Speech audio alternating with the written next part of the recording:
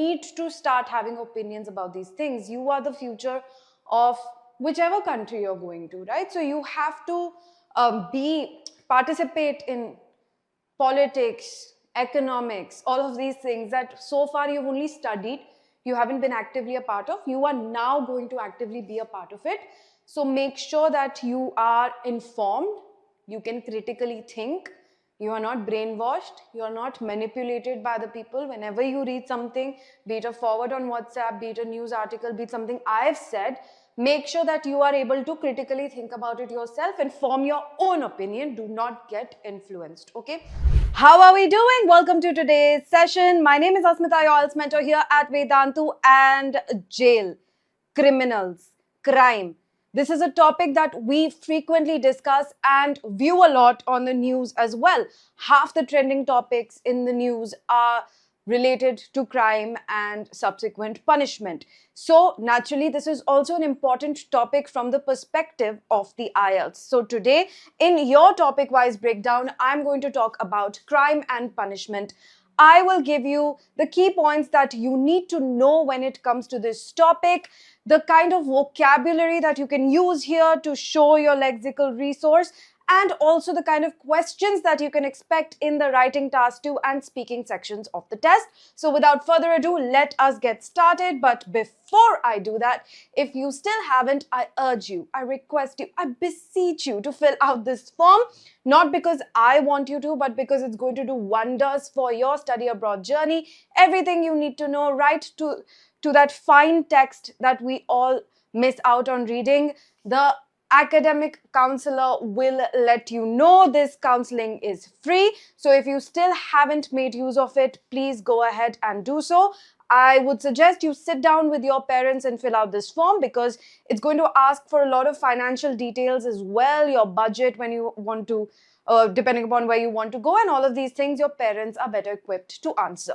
All right, let's get started. So first we will start off with the kind of topics that you can expect to see in the IELTS academic writing task 2, which is your opinion-based essay. Here's the first one. Some people believe that the best way to reduce crime is to give longer prison sentences. Others, however, believe there are better alternatives. Discuss both views and give your opinion. So what is view number 1 here? Longer prison sentences for criminals. What is opinion number 2? Better alternatives. So here, as you can see, opinion number 2 has been left a bit vague. What are the better alternatives? This is something that you will have to think about. So this kind of a question really forces you to apply your brain and everything you know. Without sufficient background information, you will not be able to adequately answer this question. So that is why when it comes to certain topics that are generic, I would say crime and punishment affects everybody, and so is a fairly generic topic. We all have some sort of an opinion when it comes to this. I wouldn't say there's anybody who doesn't know the basics of crime and punishment or how the criminal justice system works, right? So here, what are the better alternatives? Rehabilitation, counseling, psychiatric help in jails. You know what the Tihar jail does? They get these inmates to they get them involved in like small businesses. So you see a lot of those organic colors that we get during Holi, to play Holi, they are made in Tihar jail. So a lot of people are busy just sort of devoting their time to learning a new skill and doing something productive, and that sort of helps rehabilitate them and gets them ready for the real world or the normal world when they are finally released from jail. So are these better alternatives? What are the arguments? There are arguments for both sides. Obviously, the degree or the extent of the crime here plays a crucial role. So you need to be able to talk about both these things. Here, you cannot get away with just talking about one topic, because the question statement clearly says, discuss both views and then give your opinion. So what do you stand for? Do you think that reduction of crime can only happen by you know, a lot of countries are sort of infamous for this. Some people really promote this view, other people speak against it from a humanitarian point of view. But there are a lot of countries where, you know, the punishment is so strict and it's so terrifying that that sort of deters crime, which is what a lot of people think कि चोरी की तो हाथ काट दिए जाएंगे. That doesn't happen anymore, but this is the quintessential example that is given. So do you believe in that fear of punishment is the best deterrent? It will prevent crimes. Here there is an added layer of how does our law and justice system work? How efficient is it? Okay, you have written down that these are the punishments for so and so crimes, but if and only if these punishments are actually given and it's the rules are implemented, only then will that be an actual deterrent. If people simply assume that there is a punishment for this, but nobody ever really gets caught, it's very easy to run away from the cops, you know, the case is going to go into court and it's going to take years and years till they finally reach a verdict. So these are also issues. Bureaucracy, implementation, the police system, etc., etc. So here you need to discuss or be able to discuss. I'm not saying deeply at a very academic or technical level, but a general discussion you should be able to hold about all of these different things. Okay, even if you don't have insights when it comes to the actual criminal justice system of our country, I'm sure you watch a lot of shows, all these crime shows that are very famous. They give you enough vocabulary and they give you enough information for you to actually be able to say something over here. So there's nothing to worry about. Even if you watch cop shows or detective shows, there was this show that became really famous with Jaideep Ahlawat as a cop. So, you know, if you are old enough, first of all, I don't know, those of you who are 18 plus, you can watch. But the rest of you, shows that are appropriate for your age group, ask your parents. And if they are police-based shows, there was this show, there was a sitcom called FIR that ran on TV for a very long time. That was a very nice, family-friendly, cute show. So shows like those also give you enough information. A very, even if a lot of facts that they're saying, they could be wrong, but they give you enough to be able to talk about in questions specifically for the IELTS. Which is why I keep saying, and nobody believes me, the best way to prepare for the IELTS is to actually just consume content around you. And here, if you're watching shows that are international, there's the added bonus of, again, learning English while getting information. So a very funny show that I really enjoyed was Brooklyn Nine-Nine. That was a cop show. It was about a bunch of detectives in the NYPD. So that's a very fun show to watch. You can watch that. And again, it'll give you a lot of words that you need to know about the criminal justice system. Moving on to the next one. Many crimes are committed by young people. What are the causes of this and what solutions can you suggest?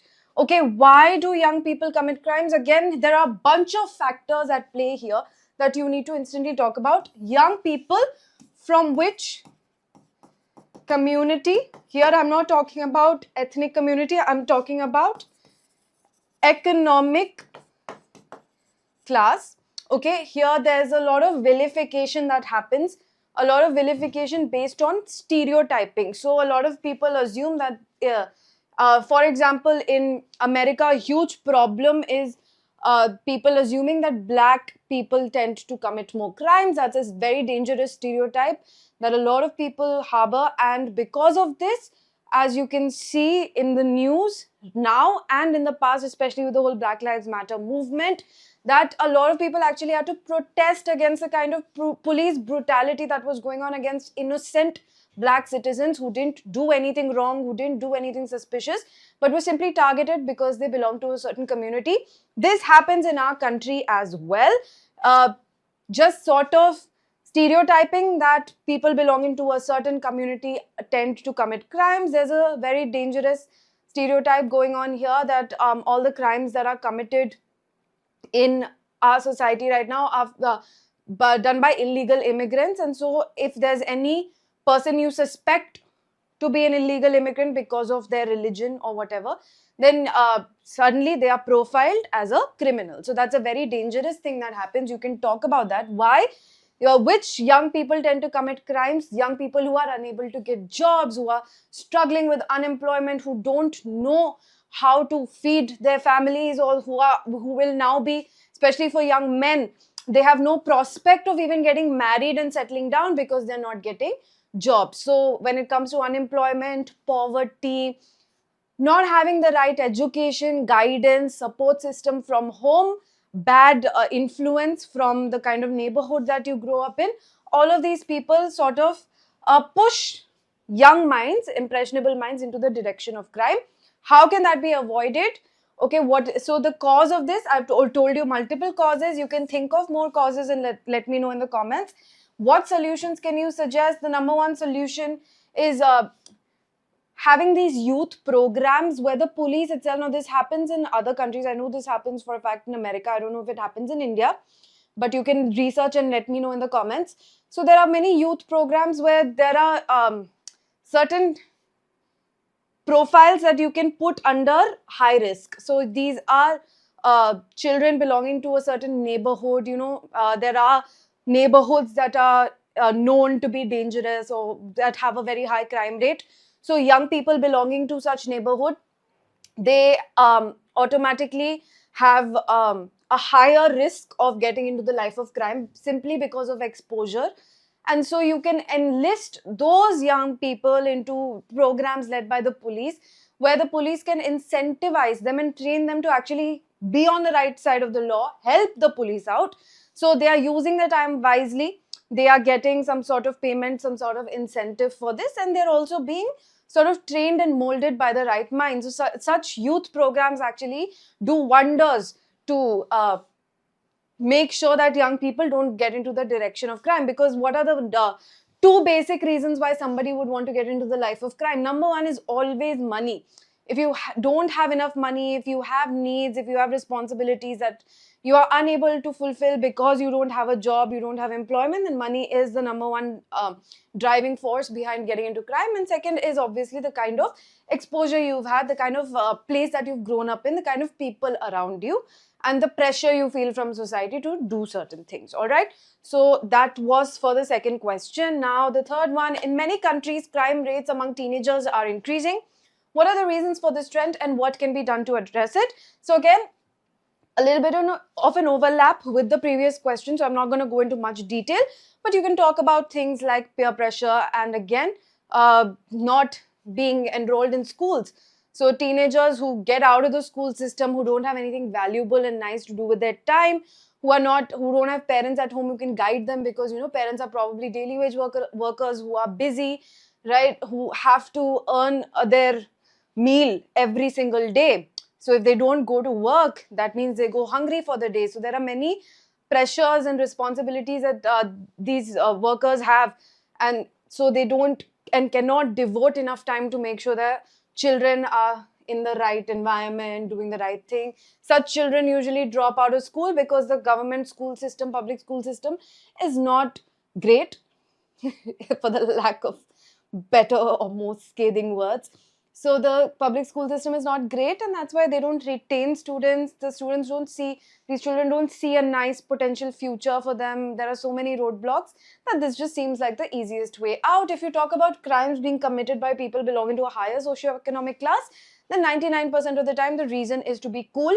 The reason is peer pressure. The kind of crimes that those children belonging to that socioeconomic class would get into would be drugs related, alcohol related, selling drugs, consuming drugs, those kind of things. So you can mention whatever you know from personal experience and whatever you have read in the news as well. Next, some believe that people who commit serious crimes should be given the death penalty, while others argue that life imprisonment is better. Discuss both views and give your opinion. It's an age-old debate. This is being debated from time immemorial. You will find endless arguments in favor of the death penalty and against the death penalty. Another name for death penalty which you should know is capital punishment. Is it justified? Should it be given? Does it depend on factors such as the kind of crime that was committed, etc., etc.? So you can read up on both sides of the argument and give your opinion. If I were to give my personal opinion, of course, if the crime was so heinous, so bad, so gruesome and so shocking that, the entire society gets absolutely shocked. For example, the case of Nirbhaya. in that particular scenario, yes, I would say capital punishment is justified, because how do you counsel people with such depraved minds out of that mindset? Something has really gone wrong in their lives so far, and I think such people have reached a point of no return. But when it comes to other crimes, I feel like obviously the bar that you set for the death penalty needs to be very, very high. We as humans, if we say murder is wrong, then what gives us the authority to take somebody else's life? That is also an argument. So I kind of always find myself struggling to figure out what I personally believe in, while I would feel sort of validated, and I'd feel like, okay, we live in a safer society if people like the uh, Nirbhaya case rapists are hanged. But then again, the actual nitty-gritties, the nuances of the death penalty, that really just makes me think a lot, and I'm not sure if anybody should be given the authority to take other people's lives. So this is something I struggle with, and I don't think I have a set opinion. But if I were to write about it in the IELTS, that's not my final word. I can keep struggling with this opinion. I don't have to be very, the IELTS is not going to be my certificate for life that you wrote this in the test, so this is what you believe in. I can change my beliefs and opinions. So my answer would probably be around, I would quote the Nirbhaya case, and I would say that, in cases like this, definitely the death penalty is justified. But other than that, I don't think I'm in favor of capital punishment. Alright, so you can have a very different view. You can share that view in the comments if you wish. And you can obviously, if you think you don't know enough or you don't have a very informed opinion, you can obviously read up more about this, okay? You guys are now old enough to start thinking about these things. You need to start having opinions about these things. You are the future of whichever country you're going to, right? So you have to participate in politics, economics, all of these things that so far you've only studied, you haven't been actively a part of. You are now going to actively be a part of it. So make sure that you are informed, you can critically think, you are not brainwashed, you are not manipulated by the people. Whenever you read something, be it a forward on WhatsApp, be it a news article, be it something I've said, make sure that you are able to critically think about it yourself and form your own opinion. Do not get influenced, okay?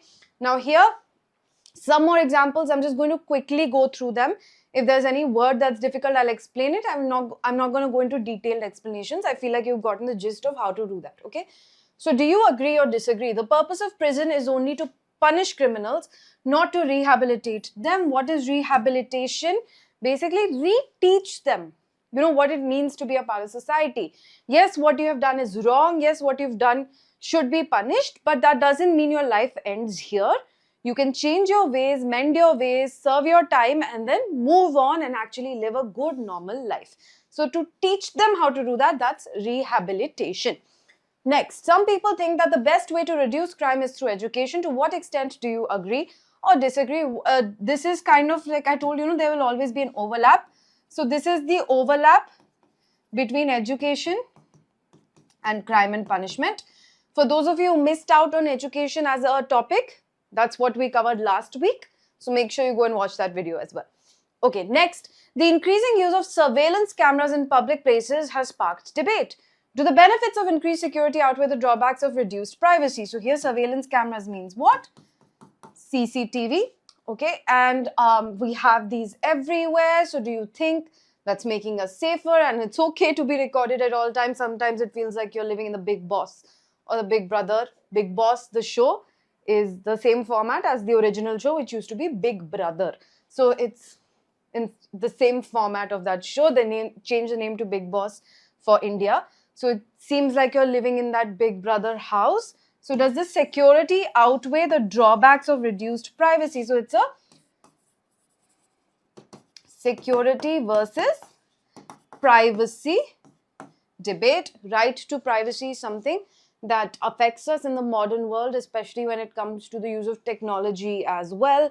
We hear constantly that our phone is listening to everything. It has happened to me so many times where I've casually discussed something with someone, and that product or whatever the thing was that I was discussing starts being recommended to me on Instagram, on Amazon, out of the blue, out of nowhere. So that means obviously they are listening, not they. The technology is recording, listening, and the loop is created in such a way that you then start getting recommendations accordingly, because we live in a capitalist world where spending money on needless things is the norm. So here, security versus privacy is something that you should anyway read up on and be aware of. In this case, we're talking just about CCTV, but this can apply again to a lot of our products. Are our calls being listened to? Government surveillance is a big thing as well.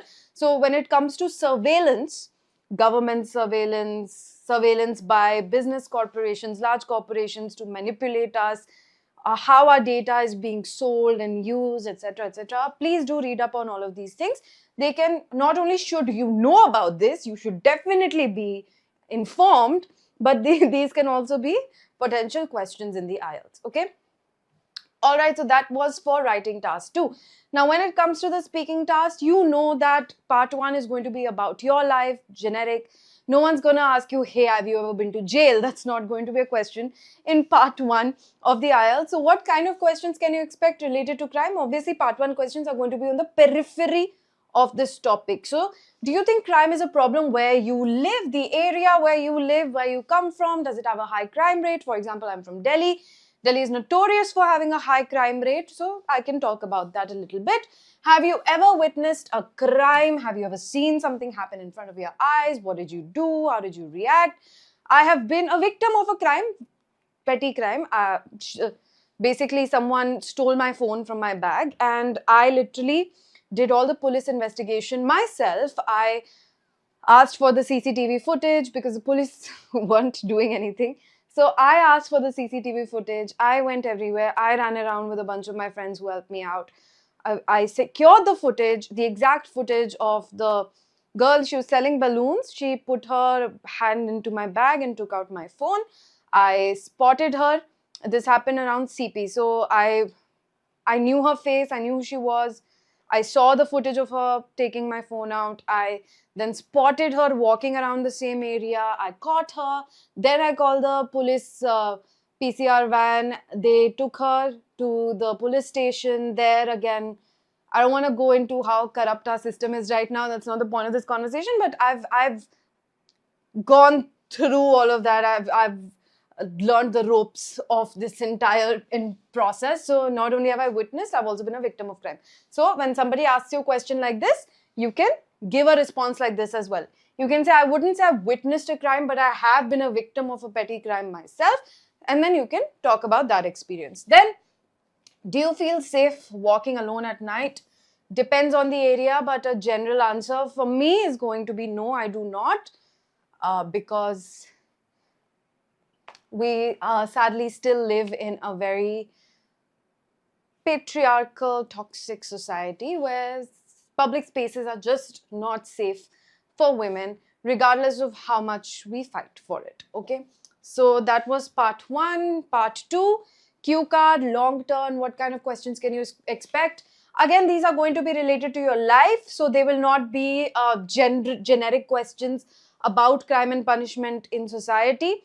These are going to be at the periphery of crime and punishment because they have to relate this to your life.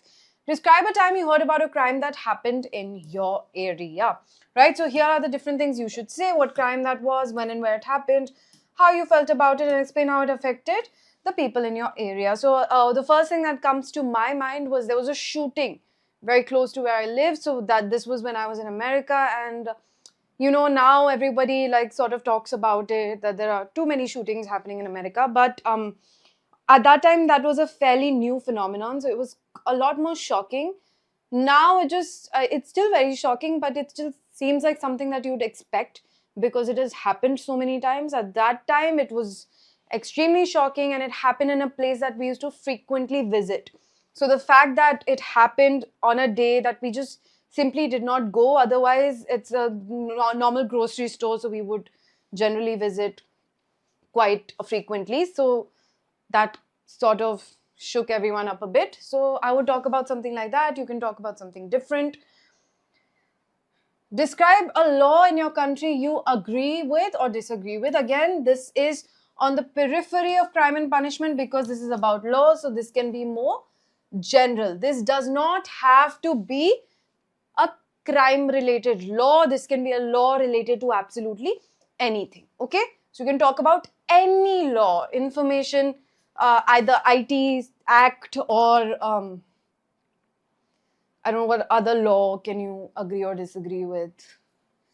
Some taxation law, if you're not like in favor of certain kinds of taxation, you can talk about that. So this doesn't necessarily have to be about crime. Okay, what the law is, how it affects people, why it was introduced, and explain whether you think it's a fair law.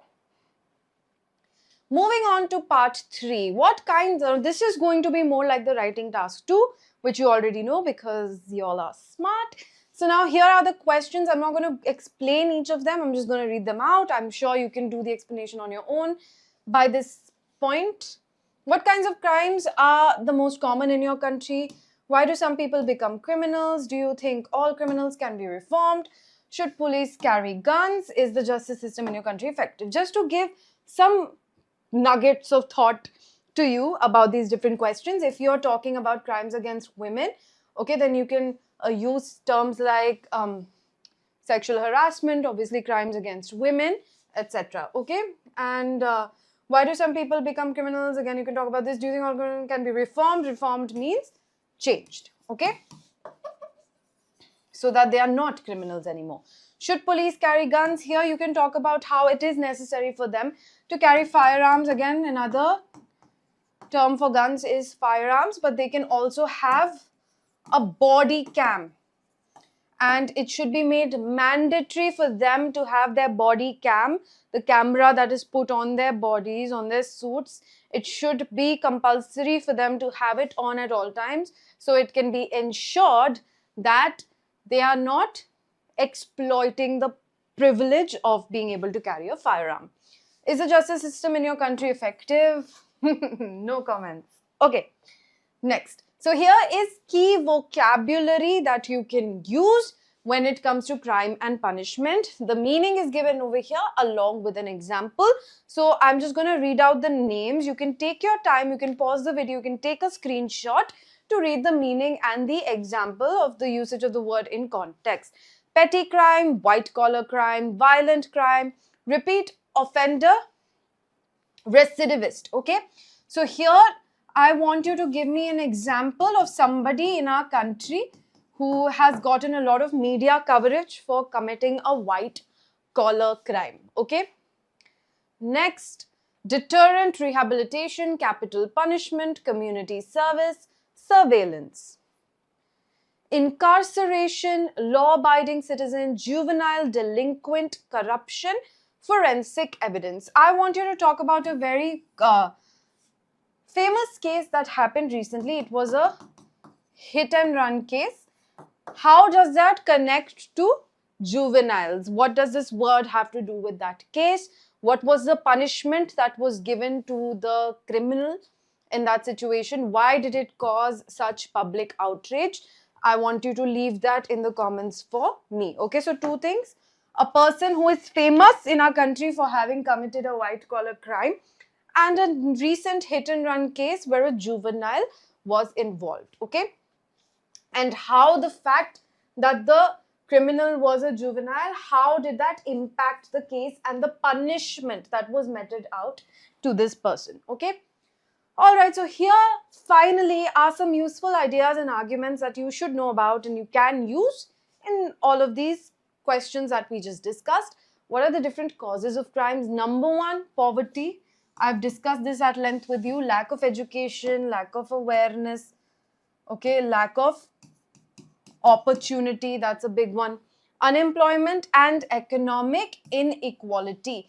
Peer pressure among teenagers, again, this leads to more crimes like, you know, drugs and other contraband items related crimes. Tell me what the meaning of contraband is. Lack of mental health support, exposure to violence in media or family. This can also mean You can also talk about how violent video games a lot of times tend to make teenagers more violent and susceptible to getting into fights and hitting other people. So you can research that and talk about that a bit too. Lack of mental health support. There are two words that you should know here: sociopath and psychopath. And you can look up the difference between these two. Here again, the whole mental health thing exists somewhere here, right? What are the two topics being connected? Psychology and crime and punishment, right? Psychology, crime and punishment. So the mental health debate that exists in the overlapping area. Next, we have solutions to crime. How can you deter people from committing crimes? Improving access to education, providing job opportunities, more youth engagement programs. This is what I was talking about in that first writing task example. Community policing and increased surveillance and rehabilitation over punishment. Okay, here community policing again adds this layer of accountability where it makes the citizen accountable for their safety a little bit, and so that can deter people from committing crimes, because now it becomes their responsibility to stop the crimes in the first place. But here again, exploitation of power becomes a huge issue. I think in all of these things, the number one issue always becomes not being able to handle power. And that is again a psychological issue that humans struggle with, be it politicians, bureaucrats, anybody who holds a high ranking position in society. Are they able to handle the power that they get, or do they become the villain in this situation? That is something to think about. Food for thought for all of you. All right, so make sure everything I've asked you to talk about, please do leave your comments. Not only will it help me understand your level of comprehension, but your thoughts and opinions and views will also give all the others something to think about. Having a different perspective to think about is always useful for our brain. Our brain is a muscle and we need to work it. So make sure you're doing that. Also make sure you're subscribed to the channel so you don't miss out on updates. And for the same reason, make sure you follow us on Telegram as well. Take care of yourselves. Don't get into trouble. I will see you next time. Bye-bye.